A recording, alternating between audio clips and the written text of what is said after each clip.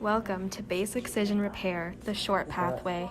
The short patch pathway deletes a single incorrect nucleotide and replaces it with the correct one. Here's our double-stranded DNA with the erroneous base present. This base is a deaminated cytosine turned into uracil. Glycosylase comes in and cleaves the erroneous base out. This pulls in AP endonuclease 1. APE1 cuts downstream. RFC is the clamp loader, and PCNA is the clamp. Polymerase beta has lyase function that removes the sugar, hence there's only one gap present, and fills it in.